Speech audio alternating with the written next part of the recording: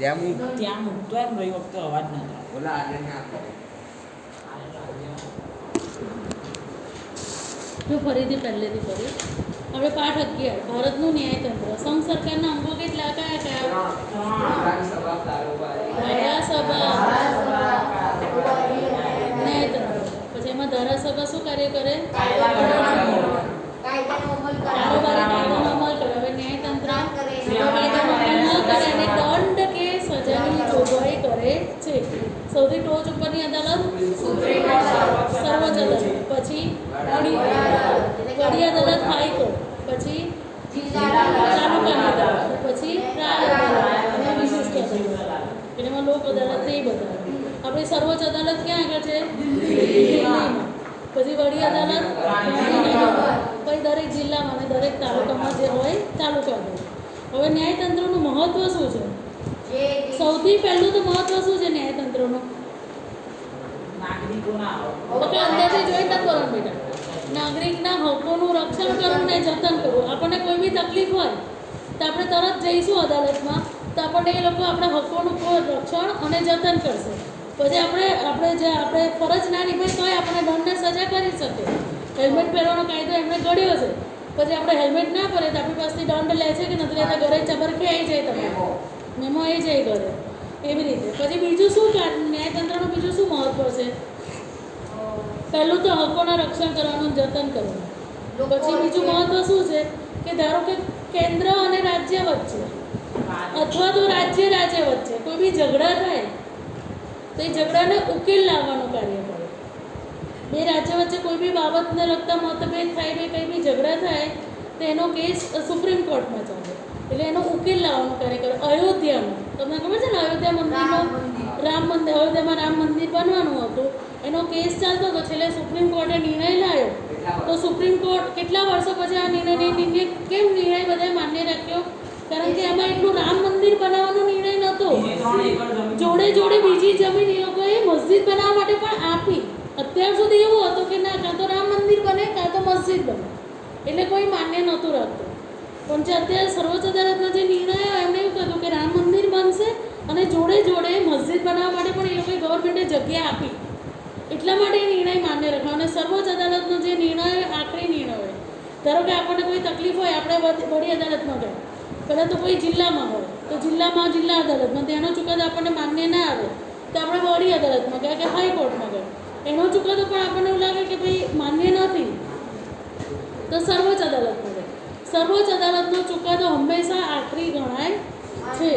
અને આપણા દેશની જે સર્વોચ્ચ અદાલત છે એ દુનિયાના બધા દેશોની સર્વોચ્ચ અદાલત કરતાં એનું કાર્યક્ષેત્ર બહુ જ વિશાળ છે.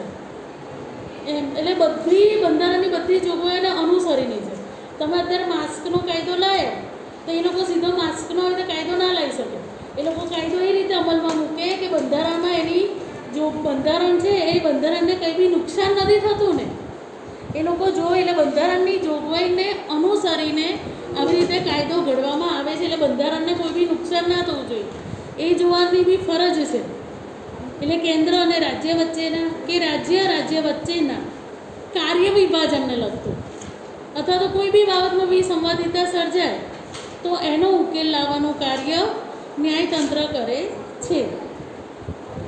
પછી બંધારણની જો મેં હમણાં સમજાવ્યું, બંધારણની સર્વોપરિતાને અસર ન થાય તેથી કોઈ કાયદાની કલમ કે જોગવાઈઓમાં બંધારણની સુસંગતતા તપાસવા માટે કોઈ બી કાયદો સીધો ઘડી કાઢ્યો, પણ એવું ના હોય સીધો ઘડી કાઢી લોકો ચેક કરે કે બંધારણમાં એની જોગવાઈને કોઈ નુકસાન થતું નથી કે એને સુસંગત છે કે નથી, પછી જ કાયદો અમલમાં મુકાય. ત્યાં સુધી અમલમાં ના મુકાય.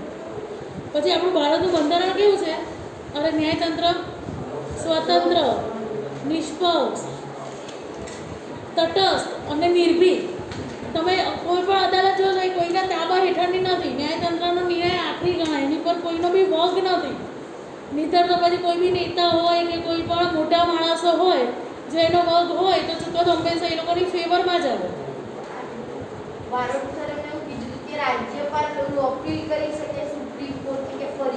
હા, પણ નિર્ણય તો આખરી સુપ્રીમ કોર્ટ પાસે જ અપીલ કરી શકે, પણ એમાં કોઈ જેની ઈચ્છા થાય તો કોઈ જ એમાં ફેરફાર ના કરી શકે. એને લાગે કે આ કાયદો બરાબર છે તો એમાં કોઈ બી સલમાન ખાનનો હોરરનો કેસ હજી સુધી ચાલે છે કારણ કે બેનચીટ તો મળી ને હજી સુધી એ કેસ ચાલે છે સમજ UPI પછી એને મળી જ બેનચીટ. તો બી એવું બહુ ના બને, કોઈ દિવસ એવું બને જ નહીં. પણ એને બીજું કંઈ નુકસાન નહોતું થયું એટલે એ લોકોએ કંઈક ને કંઈક કરી લંબાતા જાય કેસ. આ લોકો તારીખ લેતા જાય. તમારે ધારો કે આપણે કોઈ ગુનો કર્યો છે ને આપણે સજા નથી જોઈતી તો એ લોકો તારીખ લેતા જાય વકીલો. એ લોકોના જે વકીલ રોકેલા હોય વકીલ કામ જ એ કરે કે ગુનો કર્યો એ ના કરો, એના અસીલને બચાવવાનું કાર્ય કરે. હવે એના અસીલને કેવી રીતે બચાવે? ખબર છે કે ગુનો કર્યો જ છે તો પણ તારીખ ઉપર તારીખ લેતા જાય.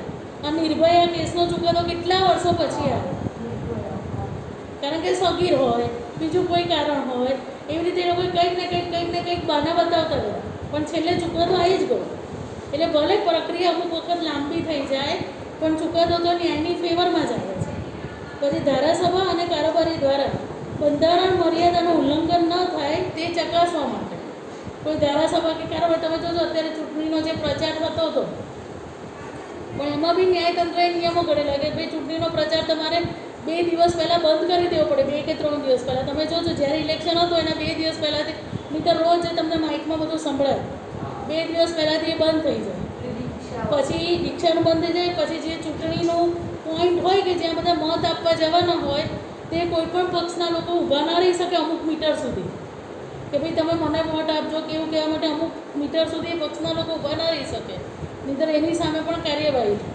આવી રીતે એ લોકોએ બધા કાયદા ઘડેલા હોય.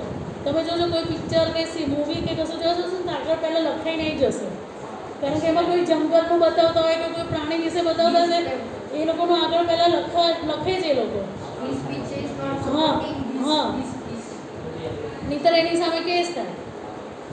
એટલે એ બધું ધ્યાન રાખીને એટલા માટે ન્યાયતંત્રનું મહત્વ છે. નહીંતર તો તમને ઈચ્છા થઈ કે ચલો હું ફાસ્ટ ચલાયા કરું, ટ્રાફિક સિગ્નલ નથી પાડવો, દંડ થશે, શું થશે?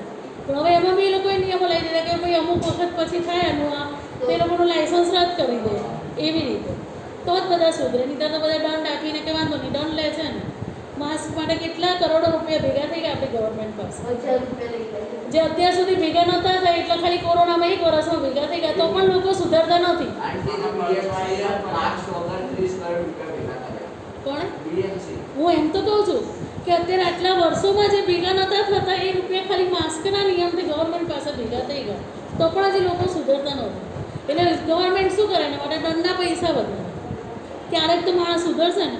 ક્યાં સુધી માણસ 100 રૂપિયા હોય તો આપે 10 વાર, પછી 1000 રૂપિયા થાય તમે 10 વાર આપો તો કેટલા રૂપિયા થઈ જાય તમારા? એવી રીતે હવે અને નાગરિકને ઝડપી, સસ્તું અને નાગરિકને ઝડપી, સસ્તો અને સમાન ન્યાય મળે તે માટે ન્યાયતંત્રનું મહત્વ છે. બોલો ન્યાયતંત્રનું મહત્વ. ચલો પહેલું શું આવે? જતન કરવા માટે. કે કેન્દ્ર અને રાજ્ય વચ્ચેના કોઈ સરહદની બાબતમાં કે અન્ય કોઈ કારણસર વિસંવાદિતા સર્જાય તો તેનો ઉકેલ લાવવાનું કાર્ય કરે છે. પછી ત્રીજું, બંધારણની સર્વોપરિતાને અસર ન થાય તે રીતે કાયદાનું પાલન થાય છે કે નથી થતી તે જોવાનું કાર્ય કરે. પછી ધારાસભા અને કારોબારી દ્વારા બંધારણની મર્યાદાનું ઉલ્લંઘન ન થાય તે જોવાનું કાર્ય કરે. પછી લોકોને સ્વતંત્ર, નિષ્પક્ષ, તટસ્થ અને નિર્ભીક ન્યાય મળી રહે તે જોવાનું કાર્ય ન્યાયતંત્ર કરે છે. અને નાગરિકને કેવો ઝડપી, સસ્તો અને સમાન ન્યાય મળે, એટલે કોઈ બી લાંચ, રૂશ્વત કે ભેદભાવ વિનાનો ન્યાય મળે. હવે સર્વોચ્ચ અદાલતમાં તમને ખબર છે કે કેટલા ન્યાયાધીશો હોય? 2. સર્વોચ્ચ અદાલતમાં એક મુખ્ય ન્યાયાધીશ અને બીજા 28 ન્યાયાધીશો હોય. સર્વોચ્ચ અદાલતમાં એક મુખ્ય ન્યાયાધીશ અને બીજા કેટલા હોય? ન્યાયાધીશ એટલે જજ, બીજા 28 ન્યાયાધીશો હોય. હવે ધારો કે સરકારને એવું લાગે કે કેસ વધી ગયા છે અને સામે આટલા ન્યાયાધીશો પણ પહોંચી વળતા નથી તો સંસદ એમાં સરકારની સંસદ એમાં વધારો ઘટાડો કરી શકે છે. એટલે ન્યાયાધીશની સંખ્યામાં ગવર્મેન્ટ સંસદ ઈચ્છે તો એમાં વધારો કરી શકે. બોજનું ભારણ લાગે કે ન્યાયિક પ્રક્રિયાનું ભારણ બહુ વધી ગયું છે, કેમ વધારવા પડે? નહીંતર ન્યાયિક પ્રક્રિયા ધીમે ધીમે થાય, વિલંબ થઈ જાય, કેસો વર્ષોના વર્ષો સુધી ચાલ્યા જ કરે છે. હવે એવું નથી થતું. અત્યાર સુધી એવું થતું તમારે 10 વર્ષ પહેલાંનો બી કેસ ચાલુ જ હોય કોઈની પર થયો હોય તો, કેમ કે મુદ્દત પડ્યા કરે. પણ હવે ઝડપી ન્યાય લાવવા માંડ્યા છે લોકો, એટલે લાંબા કેસ બહુ ચાલતા નથી. પછી સર્વોચ્ચ અદાલતમાં જે ન્યાયાધીશ હોય એમની રિટાયરમેન્ટ ઉંમર કેટલી હોય ખબર તમને? આમ જનરલી કેટલી હોય રિટાયરમેન્ટ ઉપર? 60 વર્ષ હોય. ન્યાયાધીશ માટે 65 વર્ષ. ન્યાયાધીશ માટેની રિટાયરમેન્ટ ઉંમર કેટલી છે? 65 વર્ષ. બરાબર, એટલે 65 વર્ષ થાય એટલે રિટાયર થઈ જાય. રિટાયર થઈ જાય પછી એડવોકેટ તરીકે જોડાઈ ના શકે. એડવોકેટ પાછું વકીલ બન, ન્યાયાધીશ તરીકે રિટાયર થઈ ગયા એમ તો પછી ઘણા એવું થાય કે હું વકીલ બની જાઉં પાછો, વકીલાત કરું પણ એ ના થાય. ખાલી તપાસની કામગીરીમાં ભાગ લઈ શકે સિવાય કે પ્રાઇવેટ એડવોકેટ હોય તો ગમે તેટલી ઉંમર થાય એ લોકો કેસ લડી શકે. આ તમે મોટી મોટી કંપની હોય કે ફિલ્મ ઇન્ડસ્ટ્રીના લોકો, જેઠ મલાણી નામ તમે સાંભળ્યું હશે, એ મોટો વકીલ છે. એમની ઉંમર તમે ખાલી એનો ફેસ જોશો ને તો તમને ખ્યાલ આવશે કે એમની કેટલી બધી ઉંમર છે. પણ એ કેસ પ્રાઇવેટ વકીલ છે, ગવર્મેન્ટ વકીલ નથી, એટલે એ કેસ લડી શકે એટલા માટે. પછી 65 વર્ષની વય મર્યાદા. પછી કેટલા ન્યાયાધીશો હોય સર્વોચ્ચ અદાલતમાં? 29 નહીં લખવાનું, એક મુખ્ય અને બીજા 28 ન્યાયાધીશ. પછી એડ હોક ન્યાયાધીશ એટલે શું ખબર છે? જે હમણાં મેં સમજાવ્યું એડ હોક ન્યાયાધીશ એટલે શું કે જ્યારે રાષ્ટ્રપતિને એમ લાગે કે ન્યાયિક અદાલતનું ભારણ વધી ગયું છે ત્યારે જે સંસદની પરવાનગીથી વધારાના ન્યાયાધીશોની જે નિમણૂક કરે એને એડ હોક ન્યાયાધીશ કહેવાય. એનો શબ્દ શું છે? એડ હોક ન્યાયાધીશ.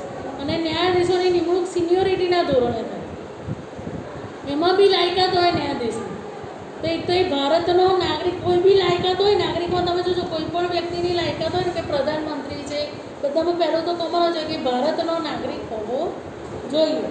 પછી બીજું એની ઉંમર 65 વર્ષથી વધારે ન હોવી જોઈએ. પછી ત્રીજું કોઈ પણ વડી અદાલતમાં ઓછામાં ઓછા, ભારતની કોઈ પણ વડી અદાલતમાં ઓછામાં ઓછા 5 વર્ષ સુધી ન્યાયાધીશ તરીકે કાર્ય કરેલું હોવું જોઈએ. અને કોઈ પણ વડી અદાલતમાં 10 વર્ષ સુધી વકીલાત તરીકે કાર્ય કરેલું હોવું જોઈએ. પછી એની પાસે સનદ હોવી જોઈએ, કાયદાશાસ્ત્રી હોવો જોઈએ. કોઈ બી બેટા, કોઈ બી. અને 65 વર્ષ કે તેથી વધારે ઉંમરની હોવી ના જોઈએ. આ થઈ સર્વોચ્ચ અદાલતના ન્યાયાધીશની લાયકાતો. પછી આ નિવૃત્તિ, એની સમય અવધિ કેટલી હોય સર્વોચ્ચ અદાલતના ન્યાયાધીશની? 65 વર્ષ. બરાબર. પછી એ પહેલાં જો પોતાની ફરજો અદા કરવામાં ન્યાયાધીશ અસમર્થ હોય, પોતાની ફરજ વ્યવસ્થિત નથી નિભાવતો તો અસમર્થ હોય, તે પોતાની જાતે રાજીનામું આપે તો વાંધો નહીં. પણ એ પોતાની જાતે રાજીનામું ના આપે અને બધાને ખબર છે કે આ કાર્ય કરતા નથી, બરાબર કામ નથી કરતા, તો એના માટે મહાભિયોગની કાર્યવાહી થાય. મહાભિયોગની કાર્યવાહી એટલે શું કે સંસદમાં જેટલા બી સભ્યો હાજર હોય એ બધા સભ્યોમાંથી 2/3 ભાગના લોકોની બહુમતી હોય. 2/3 એટલે 75%. 2/3 ભાગના લોકોની બહુમતી હોય તો એ ન્યાયાધીશને બરતરફ કરી શકાય છે. આ પ્રક્રિયાને મહાભિયોગની પ્રક્રિયા કહેવામાં આવે છે. એડ હોક ન્યાયાધીશ એટલે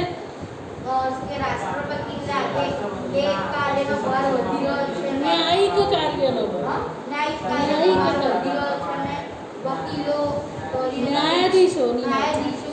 તો ન્યાયાધીશની નિમણૂક કરી શકે છે, તો તેને એડ હોક ન્યાયાધીશ કહે છે. આટલું સમજ પડી તમને લોકોને? પડી? ચલો લખો. પહેલા આવી રીતે લખજો. સંઘ સરકારના કોઈ લખતું નથી.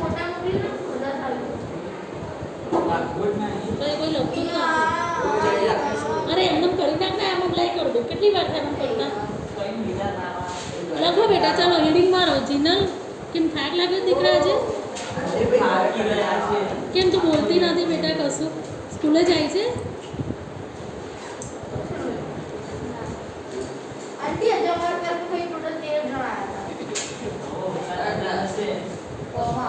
તમારા લોકોને કાં સ્કૂલે જવાનું કમ્પલસરી છે?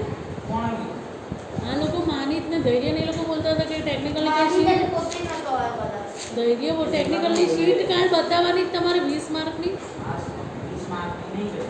એ 20 માર્કના છે એમાંથી ઇન્ટરનલ 20 માર્ક. મને ખબર છે પણ એવું નથી કે આવું કામ બના ચાલ આ રફ શીટ છે સાદું એટલું નથી. તે લોકો તો રફ ને ફેર બંને બનાવી દીધી. પણ બંને બનાવવા જ નહીં ને પહેલી સો રફ. કે બરાબર કે કરાવવાનું પછી ફેર બનાવવાનું એવું બોલે એ ફેર ના લોકો. કરવાનું. લખાવી રીતે સંઘ સરકાર તું બી લખજો ને પાઠ 11 માં આવી રીતે લખજો. શું નામ છે તારું? વિશેષ. હે? વિશેષ. આવી રીતે લખજો. સંઘ સરકારના 3 અંગો.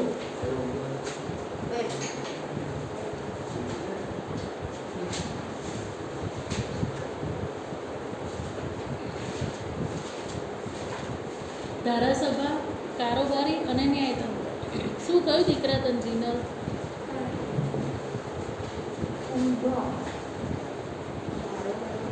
ધારાસભા, કારોબારી અને ન્યાયતંત્ર.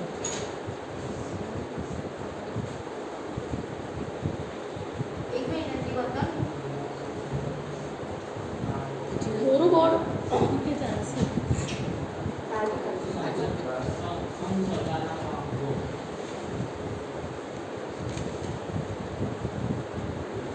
ધારાસભા, કારોબારી અને ન્યાયતંત્ર. ધારાસભાની નીચે લખો કાયદો ઘડે. હું બોલું જ લખો બેટા. ધારાસભાની નીચે લખ કાયદો ઘડે. લખી કાઢો કાયદો ઘડે. કારોબારીની નીચે લખ કાયદાનો અમલ કરાવે.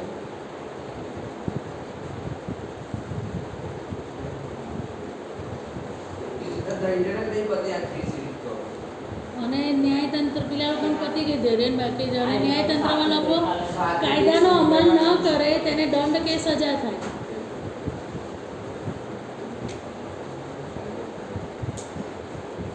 કાયદાનો અમલ ન કરે તેને દંડ કે સજા થાય.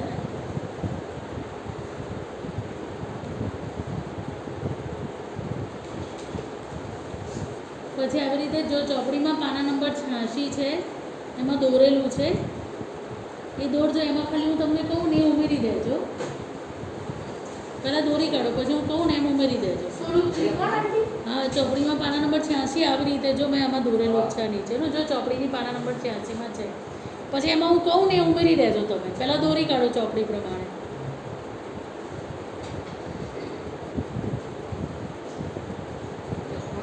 હા, લખવાનું બેટા લખી કાઢો.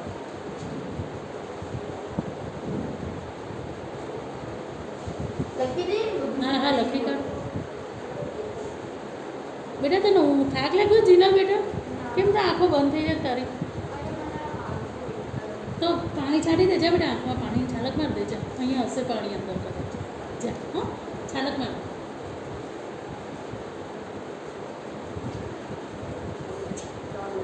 હા બસ આ બાજુ જો. આ બાજુ આ બાજુ. હા બસ એ ખોલ. ત્યાં વોશ બેસિન છે કે મને કંઈ ખબર નથી.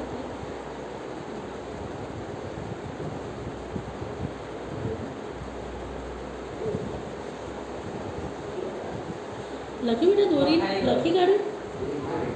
સાઈડનું લખવાનું. હા લખો શાંતિથી લખો. આ તો પેલા લોકો બી એકદમ ડાયા થઈને ભણ્યા હતા. કોઈ અવાજ નહીં કંઈ જ નહીં. ઘણું આંટી જવાનું એકદમ શાંતિ છે.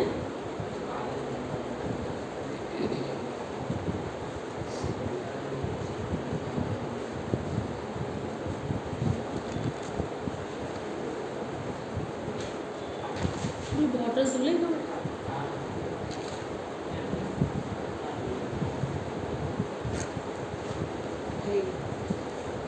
આ લોકો લખી કાઢ્યું બધે.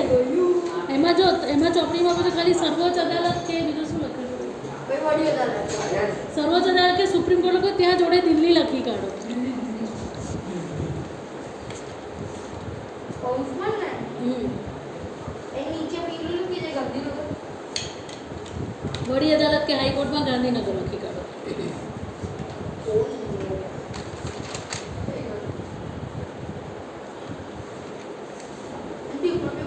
આ પેલે 2 મિનિટ પેલી જીનલ દોરી લે ને પછી લખો. દોરી લે બેટા ચાલ.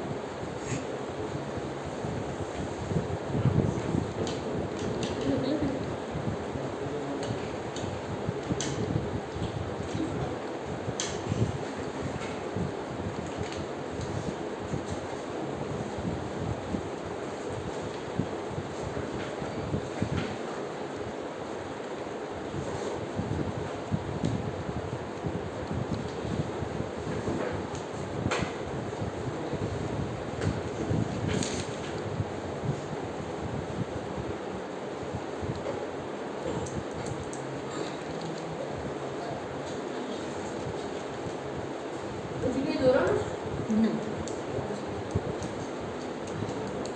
જેના દોરી કાઢ બેટા સર્વોચ્ચ અદાલત છે ત્યાં દિલ્હી લખી કાઢ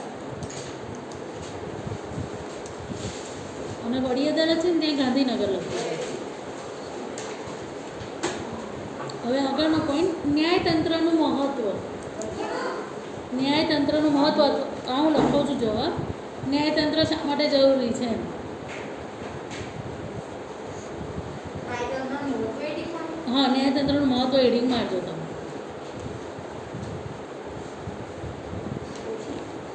લખો એમાં પહેલો પોઈન્ટ. ભારતમાં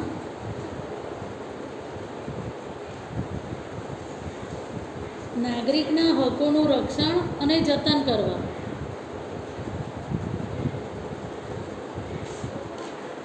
ભારતમાં નાગરિકના હકોનું રક્ષણ અને જતન કરવા. હું તમને શોર્ટકટમાં લખું છું બરાબર. હવે બીજો પોઈન્ટ. કેન્દ્ર અને રાજ્ય વચ્ચેના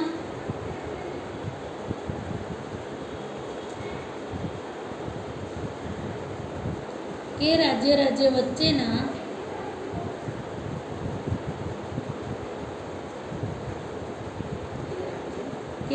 રાજ્ય વચ્ચેના કાર્ય વિભાજનને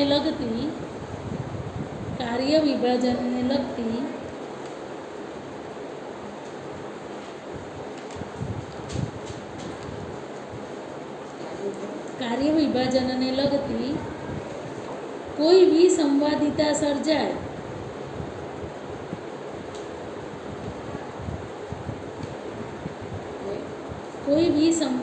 સર્જાય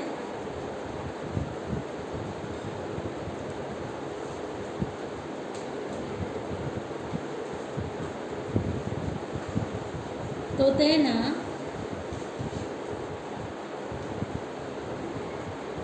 બંધારણની જોગવાઈ મુજબ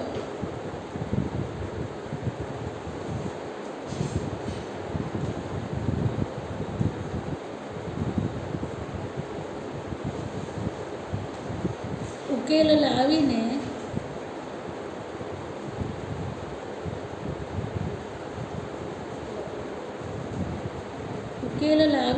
સમાધાન કરવા માટે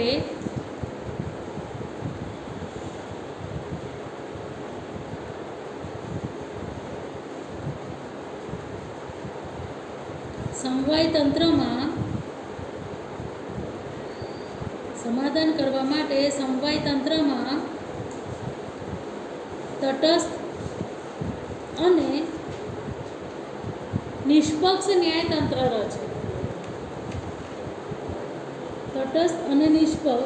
ન્યાયતંત્ર રચે.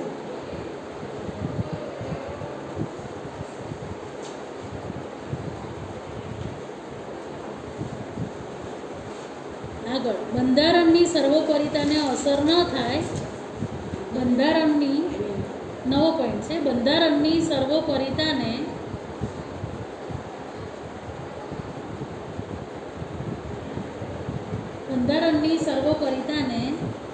અસર ન થાય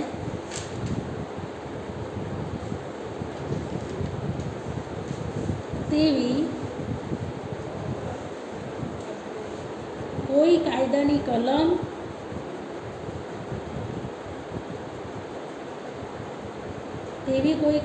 કલમ કે જોગવાઈમાં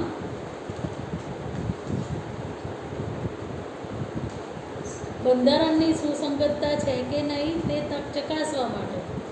બંધારણની સુસંગતતા છે કે નહીં તે ચકાસવા માટે.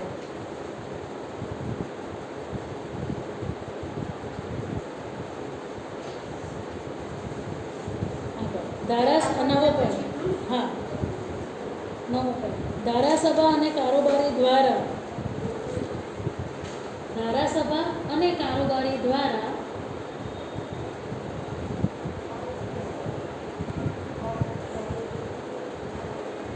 બંધારણની મર્યાદાનું ધારાસભા અને કારોબારી દ્વારા બંધારણની મર્યાદાનું ઉલ્લંઘન ન થાય તે ચકાસવા માટે.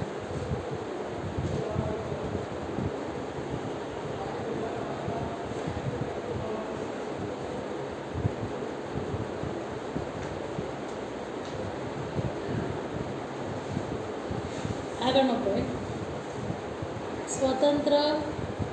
સ્વતંત્ર નિષ્પક્ષ તટસ્થ અને નિર્ભીક. સ્વતંત્ર નિષ્પક્ષ તટસ્થ અને નિર્ભીક એટલે કોઈ પણ ભય વિના એમ. નિર્ભીક ન્યાયતંત્ર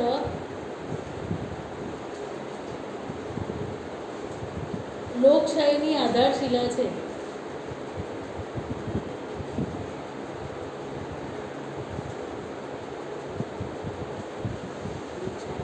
આધારશિલા છે.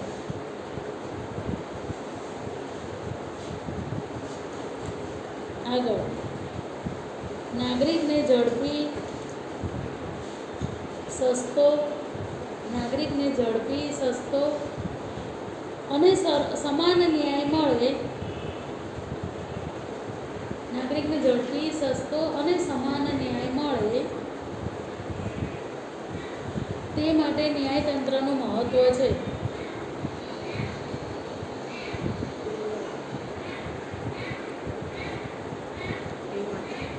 ન્યાયતંત્રનું મહત્વ છે. હવે એવી રીતે નવો પોઈન્ટ પાડી લખો. નવું જ મુદ્દો છે સર્વોચ્ચ અદાલત કૌંસમાં સુપ્રીમ કોર્ટ.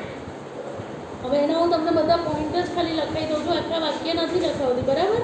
એટલે તમે પોઈન્ટ વાંચો ને ઉપરથી તમને ખબર પડી જશે. કોઈ બી સવાલ પૂછે તો તમને લખતા આવડે. સર્વોચ્ચ અદાલત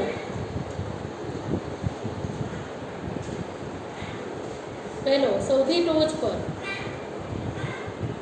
આવી રીતે એમાં પહેલો પોઈન્ટ સૌથી ટોચ પર. આખા વાક્ય નથી લખાવતી એમ કહું છું, સમજ પડી તમને? પછી બીજો તે દેશની સર્વોચ્ચ ન્યાયિક સંસ્થા છે. પહેલો પોઈન્ટ છે સૌથી ટોચ ઉપર, લખ્યું ને? હા. પછી બીજો પોઈન્ટ તે દેશની સર્વોચ્ચ ન્યાયિક સંસ્થા છે.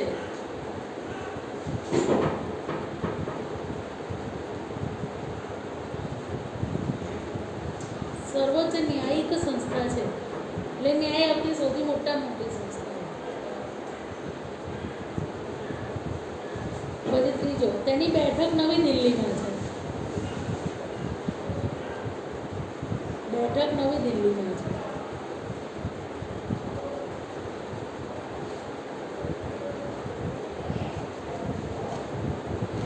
બધી કોર્ટ એના તાબા હેઠળ આવી જાય એટલે દીવાની અને ફોજદારી પણ, બરાબર? એટલે લખવા આગળનો પોઈન્ટ દીવાની અને ફોજદારી કોર્ટો. શું નથી સમજ પડતી? મેં ના ના આમાં ચોથો એમ આગળનો મુદ્દો. દીવાની અને ફોજદારી કોર્ટો સર્વોચ્ચ અદાલતના તાબા હેઠળ છે. કોર્ટો અથવા અદાલતો સર્વોચ્ચ અદાલતના તાબા હેઠળ છે.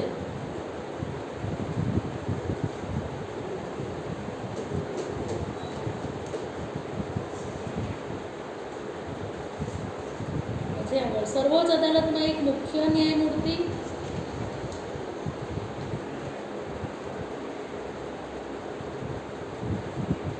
ઉપરાંત 28 ન્યાયાધીશો છે.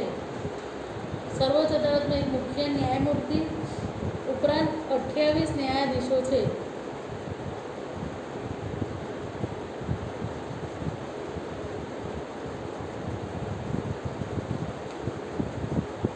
તમને ખબર છે ન્યાયાધીશની નિમણૂક કોણ કરે? મુખ્ય ન્યાયાધીશ.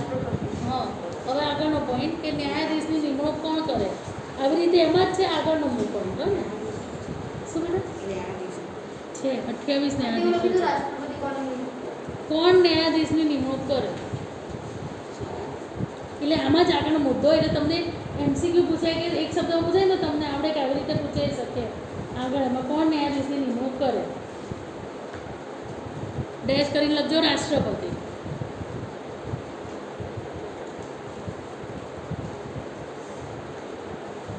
આગળ કોણ સર્વોચ્ચ અદાલતના ન્યાયાધીશની સંખ્યામાં ફેરફાર કરી શકે? કોણ સર્વોચ્ચ અદાલતના ન્યાયાધીશની સંખ્યામાં ફેરફાર કરી શકે? ન્યાયાધીશની સંખ્યામાં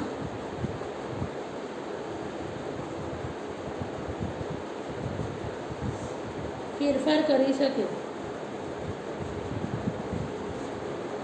ડેશ કરીને લખજો સંસદ.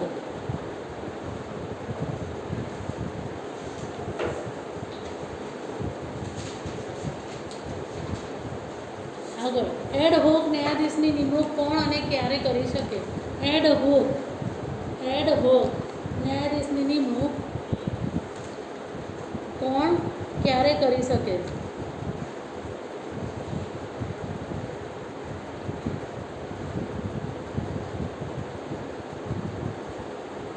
એમાં ડેશ કરીને જવાબ લખજો.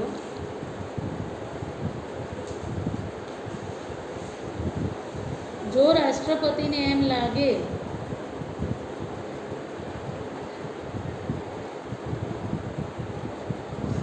કે સર્વોચ્ચ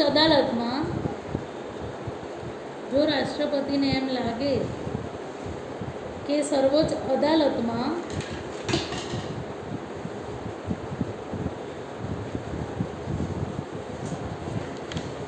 ન્યાયિક કાર્યવાહીનો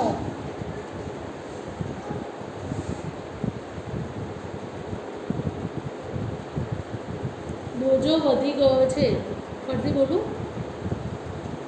જો રાષ્ટ્રપતિને એમ લાગે કે સર્વોચ્ચ અદાલતમાં ન્યાયિક કાર્યવાહીનો બોજો વધી ગયો છે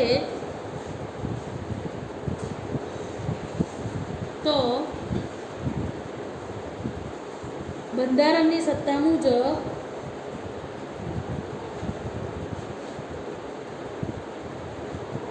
એડ હોક ન્યાયાધીશોની નિમણૂક કરી શકે.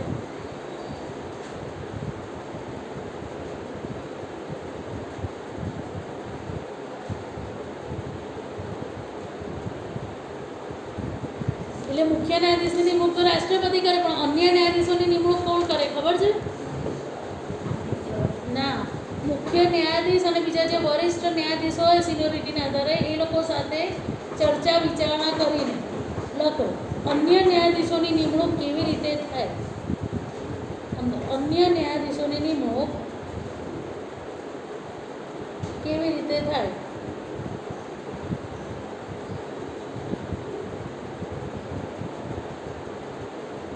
લખો એમાં ડેશ કરી. મુખ્ય ન્યાયમૂર્તિ અથવા તો ન્યાયાધીશ અન્ય વરિષ્ઠ ન્યાયાધીશો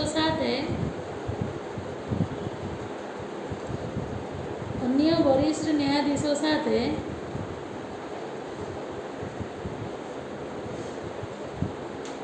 હંમેશા ચર્ચા વિચારણા કરીને જ કરે.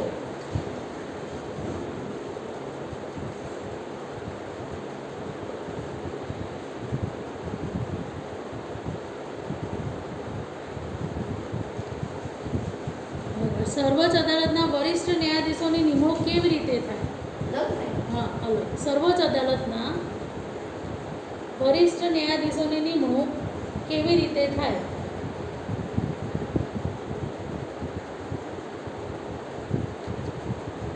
એમાં ડેશ કરી લખો શ્રેયાનતા કાઉન્સમાં સિનિયોરિટીના આધારે. શ્રેયાનતાનું બીજું નામ સિનિયોરિટી, બરાબર? સિનિયર જે પ્રમાણે એ રીતે શ્રેયાનતા કાઉન્સમાં સિનિયોરિટીના આધારે થાય.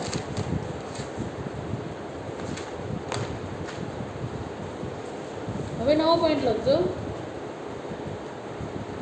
સર્વોચ્ચ અદાલતના ન્યાયાધીશની લાયકાતો જણાવો. નવો સવાલ કે આગળ જે તમારે લખવું હોય. સર્વોચ્ચ અદાલતના ન્યાયાધીશની લાયકાતો જણાવો.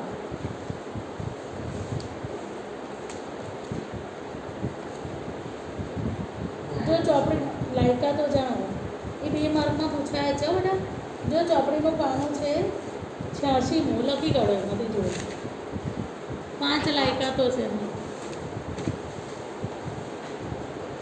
જો 86માં પાને છે બેટા, નીચે જ છે 86.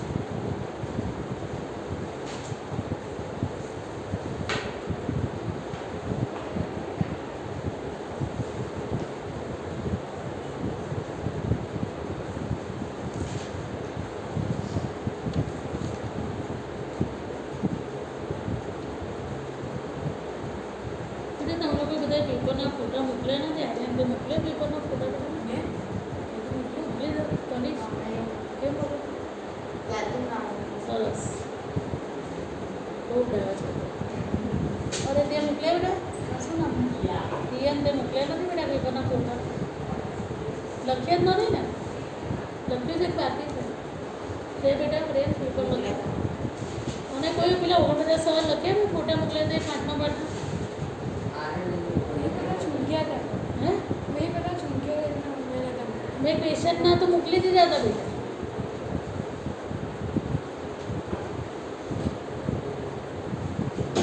તું લાસ્ટ લેક્ચરમાં તો હતો જ નહીં ને બાપા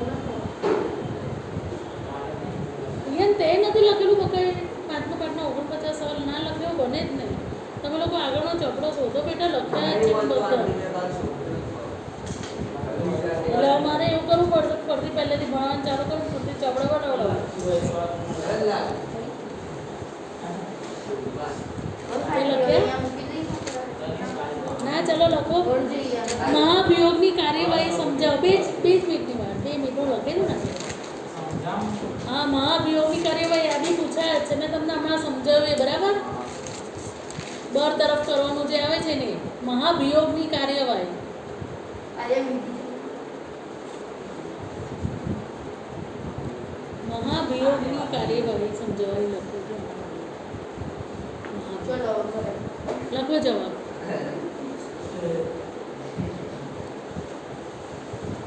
રાષ્ટ્રપ્રમુખ દ્વારા અથવા રાષ્ટ્રપતિ બરાબર ને રાષ્ટ્રપ્રમુખ એટલે રાષ્ટ્રપતિ તો ખબર છે ને સર્વોચ્ચ અદાલતના ન્યાયાધીશને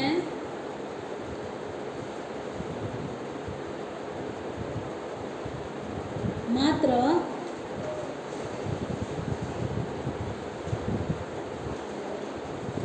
સાબિત થયેલી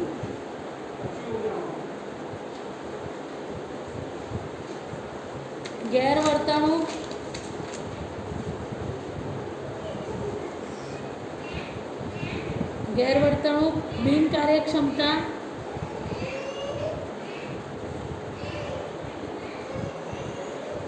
કે બંધારણીય મર્યાદાઓના ભંગના આધારે બંધારણીય મર્યાદાઓના ભંગના આધારે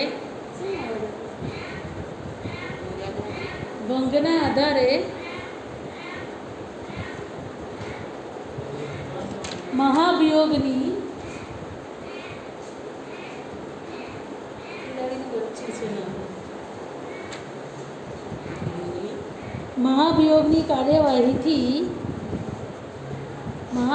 કાર્યવાહીથી હોદ્દા પરથી દૂર કરી શકાય છે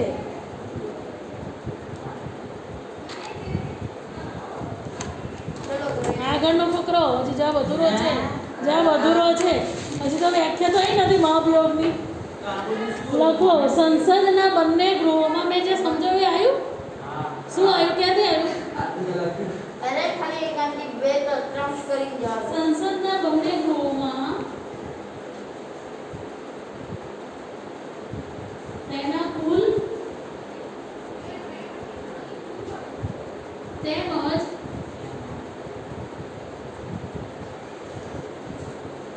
હાજર રહેલા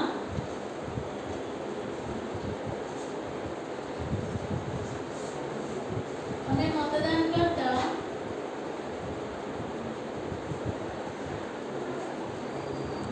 સભ્યોની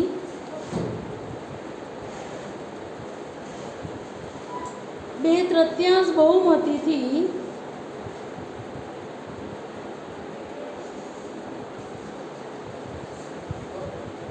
પસાર કરેલા શું કરલા? 2/3 બહુમતીથી પસાર કરેલા ઠરાવના આધારે પસાર કરેલા ઠરાવના આધારે સર્વોચ્ચ અદાલતના ન્યાયાધીશને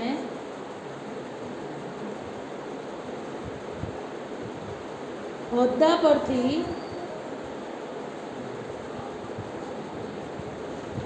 દૂર કરી શકાય છે.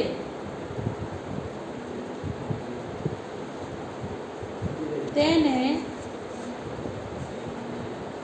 મહાભિયોગની પ્રક્રિયા કહે છે.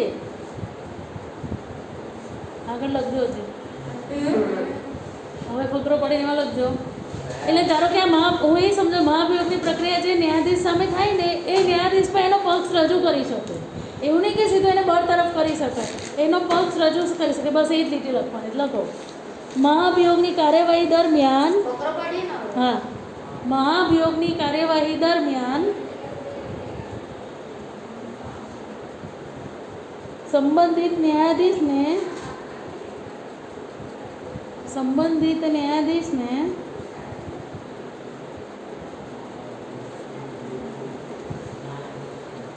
સંસદમાં હાજર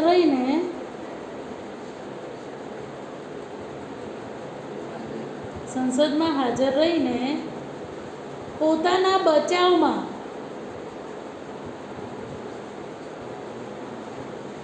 નિવેદન આપી શકે છે. તમારા સ્કૂલમાં ટીચર પકડે તમે રજૂ ના કરો એવી રીતે, પછી પનિશમેન્ટ કરે એમ એવી બસ રીતે. હવે કરી દઈએ ને. અને મારી વાત સાંભળો તમે, એક સવાલ લખો, એક જ છે. 4:40 થઈ. માથું મારું કલાક 7:40. લખો સર્વોચ્ચ અદાલતની 4:40 એક જ લીટી બેટા, એક જ લીટી. સર્વોચ્ચ અદાલતની સમય અવધિ એટલે કઈ સમયગાળો કેટલો? નવો પોઈન્ટ ડેશ કરી લખી કાઢો 65 વર્ષ. ના પણ આખું નથી લખાવતી એટલે આખું તો લાંબુ જ છે. સર્વોચ્ચ અદાલતના ન્યાયાધીશની સમય અવધિ, સમય અવધિ, સમયગાળો એમ. હવે મૂકી દો. ચલો. ડેશ કરીને 65 વર્ષથી વધુ ન હોવું જોઈએ. અને આમાં પછી જોડે જોડે મહાભિયોગની કાર્યવાહી પણ લખવાની. 65 વર્ષ. આમાં જોડે જોડે મહાભિયોગની કાર્યવાહીનો પણ જવાબ આવે અંદર, એમ કહું છું.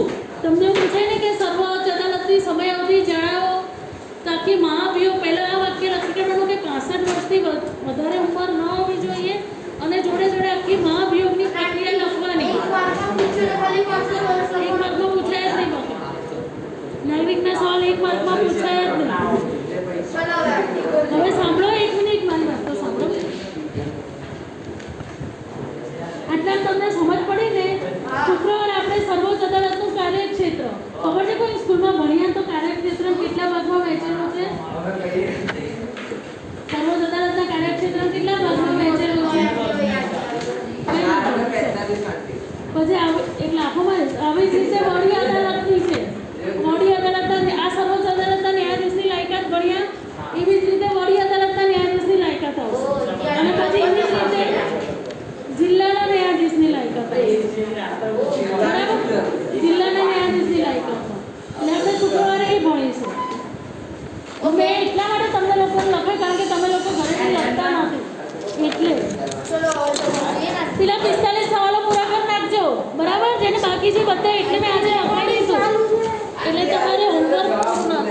ક્યાં ચાલુ છે? આ ચાલુ